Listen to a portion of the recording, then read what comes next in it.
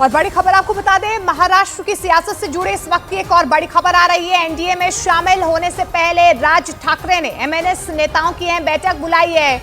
इस बैठक में दिल्ली दौरे के दौरान गृह मंत्री अमित शाह के साथ जो बैठक हुई है, क्या बातचीत हुई है, इसको लेकर राज ठाकरे अपने सभी नेताओं से चर्चा करेंगे। इस बैठक के बाद ये फैसला होगा कि एनडीए में एमएनएस शामिल होगी या नहीं होगी। सूत्रों के मुताबिक अमित शाह के साथ बैठक के दौरान राज ठाकरे की तरफ से शिरडी और दक्षिण मुंबई 2 लोकसभा सीटों की मांग भी की गई थी।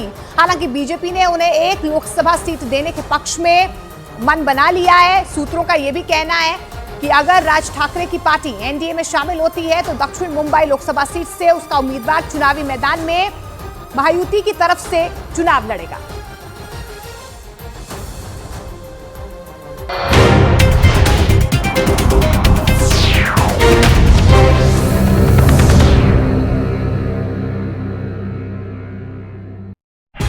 स्कूल का टीचर बनने और उसके बाद केंद्रीय गृह राज्य मंत्री बनने तक का सफर निशित प्रामाणिक ने बेहद कम समय में तय कर लिया।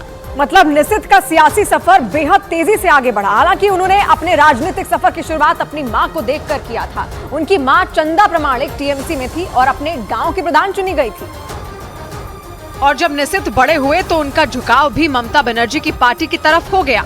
हालांकि उन्होंने टीचिंग में डिप्लोमा करके प्राइमरी स्कूल में सहायक शिक्षक की नौकरी शुरू कर दी, लेकिन इस दौरान भी वो तृणमूल के साथ जुड़े रहे। 2011 में टीएमसी ने तृणमूल युवा संगठन का गठन किया था। ममता बनर्जी के भतीजे अभिषेक बनर्जी इसके नेता बनाए गए। इस दौरान निशित भी इस संगठन में शामिल हो गए और अभिषेक बनर्जी के करीबी बन गए।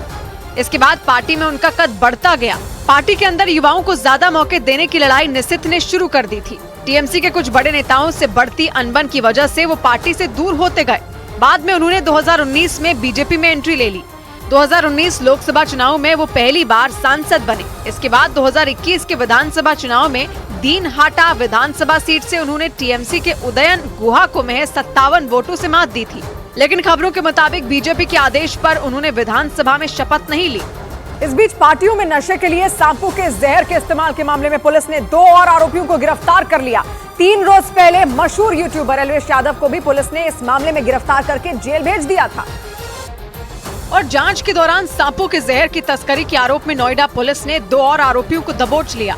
पुलिस के मुताबिक इन दोनों आरोपियों का एल्विश यादव और पहले पकड़े गए 5 तस्करों के साथ कनेक्शन हो सकता है। 2 अभियुक्तों की गिरफ्तारी की गई है। ईश्वर और विनय की साक्ष्य के क्रम में इनके विरुद्ध विवेचना की जा रही। पुलिस ने बताया कि पकड़ा गया आरोपी ईश्वर पहले पकड़े गए राहुल नाम के सपेरे से लगातार संपर्क में था।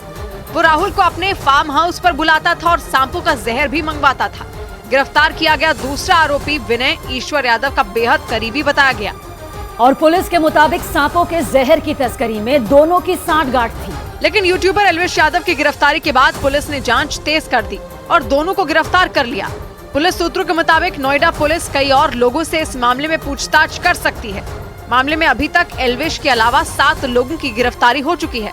3 दिन पहले पुलिस ने नशे के लिए सांपों का जहर सप्लाई करने के आरोप में एल्विश यादव को गिरफ्तार किया था। पश्चिम बंगाल के कूच बिहार में टीएमसी और बीजेपी के कार्यकर्ताओं में भिड़ंत हो गई। ये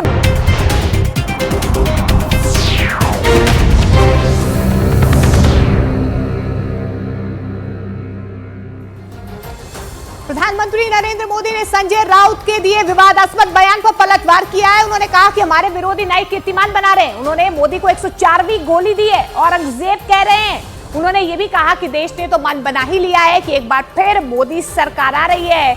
लेकिन यहाँ पर संजय राउत के बयान पर प्रधानमंत्री नरेंद्र मोदी का पलटवार। दूसरी तरफ हमारे जो विरोधी हैं वो भी नए कीर्तिमान बना रहे हैं। आज ही उन्होंने मोदी को 104वीं गाली दी है।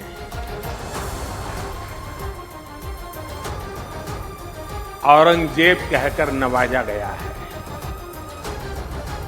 मोदी की खोपड़ी उड़ाने का ऐलान किया गया है। इन सब पॉजिटिव नेगेटिव बातों के बीच दुनिया का सबसे बड़ा इलेक्शन जारी है।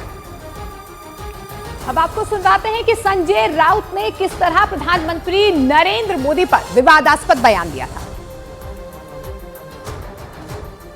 महाराष्ट्रात शिवाजी महाराज जन्माला आले आणि औरंगजेबाचा जन्म गुजरातमध्ये झाला.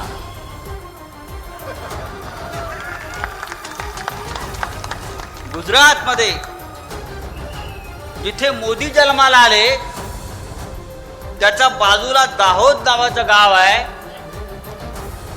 तेथे औरंगजेब जन्माला आला आणि म्हणून ही औरंगजेबी वृत्ती गुजरात आणि दिल्लीतून या महाराष्ट्रावर चाल करून येते आहे आणि शिवसेनेच्या विरोधामध्ये, आमच्या स्वाभिमानाच्या विरोधामध्ये. चलिए अब आपको बताते हैं कि उद्धव गुट के संजय राउत ने प्रधानमंत्री नरेंद्र मोदी के लिए आखिर क्या कहा है. उन्होंने प्रधानमंत्री नरेंद्र मोदी पर विवादास्पद बयान देते हुए ये कहा है. देखिए, संजय राउत का विवादास्पद बयान, गुजरात में औरंगजेब का जन्म हुआ था, यानी कि प्रधानमंत्री नरेंद्र मोदी का को यहाँ पर रेफरेंस करते हुए, और इस बीच उन्होंने कहा कि जहां मोदी का जन्म हुआ उसके बगल के गांव में औरंगजेब का जन्म हुआ था. इस तरीके की तुलना यहां पर संजय राउत की तरफ से की गई. औरंगजेब की प्रवृत्ति गुजरात, दिल्ली से महाराष्ट्र में आ रही है. यह विवादास्पद बयान यहां पर संजय राउत की तरफ से प्रधानमंत्री नरेंद्र मोदी को लेकर दिया गया.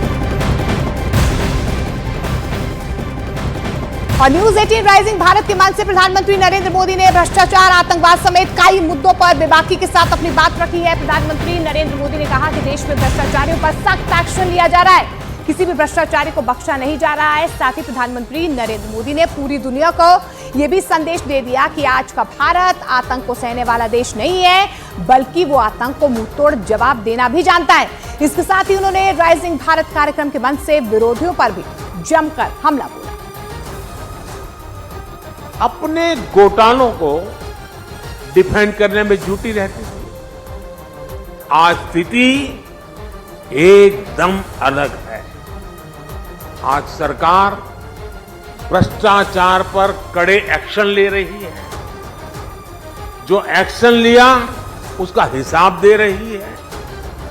और भ्रष्टाचारी झूठ बोल बोलकर खुद बचाव की मुद्रा में है. तब देश पूछता था कि पावरफुल लोगों पर ईडी, सीबीआई जैसी एजेंसियां एक्शन क्यों नहीं लेती, ये सवाल पूछा जाता. आज पावरफुल और भ्रष्ट लोग पूछ रहे हैं कि एजेंसियां उन पर एक्शन क्यों ले रही है.